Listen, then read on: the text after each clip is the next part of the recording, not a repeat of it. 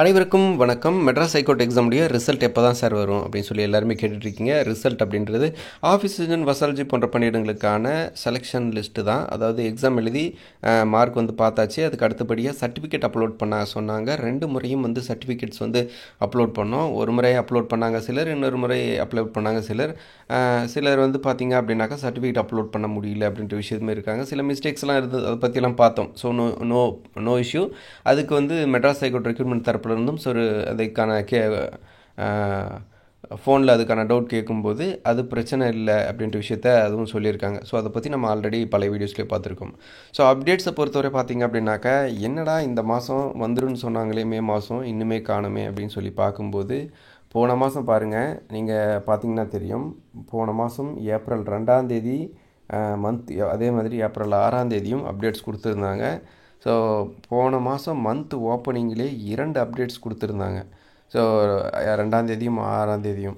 அதுக்கு அடுத்து பார்த்திங்க அப்படின்னாக்கா, வழக்கமாக மந்த் எண்டில் கொடுக்கக்கூடிய அப்டேட்ஸ்னு ஒன்று இருக்குது. ஒவ்வொரு மாதமும் மந்த் எண்டில் என்ன இந்த ரெக்ரூட்மெண்ட் சம்மந்தமாக என்னென்ன அப்டேட்ஸ் கொடுப்பாங்க. அதே மாதிரி ஏப்ரல் மாதம் பார்த்திங்க அப்படின்னாக்கா, மந்த் எண்ட் அதாவது 15க்கு மேலே வரக்கூடிய அப்டேட்ஸ்ன்னு பார்க்கும்போது 17ஆம் தேதி ஒரு அப்டேட்டும் 21 வந்திருந்தது.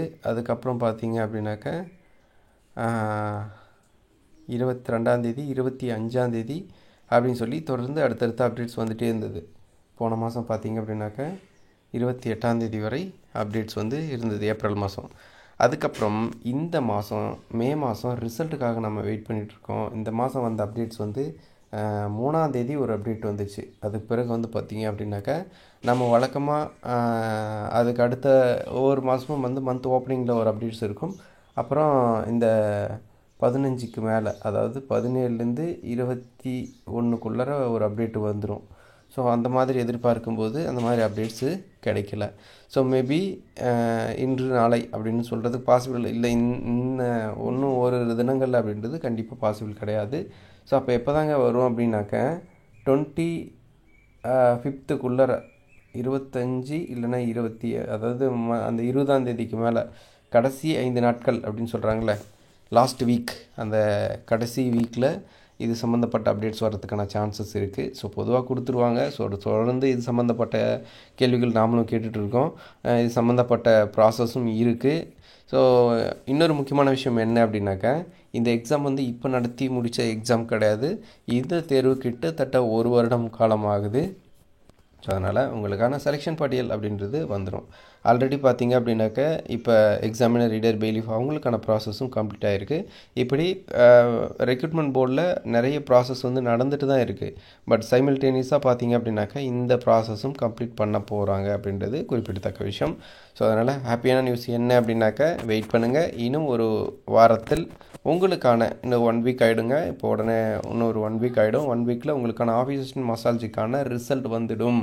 ப்ராக்டிக்கலுக்கு நீங்கள் போகிற மாதிரி இருக்கும். ஸோ உங்களுக்கு அந்த ரிசல்ட், அதாவது இந்த செலெக்ஷன் பட்டியலில் வந்ததுக்கப்புறம் யாரெல்லாம் செலக்ட் ஆகிருக்கீங்களோ அவங்களுக்கு இன்னும் ஃபியூ டேஸில், இன்னும் ஒரு 4-5 தினங்களில் அந்த செலெக்ஷன் லிஸ்ட் வந்ததுக்கப்புறம் ஹால் டிக்கெட் ரிலீஸ் பண்ணுவாங்க அஃபிஷியல் வெப்சைட்டில்.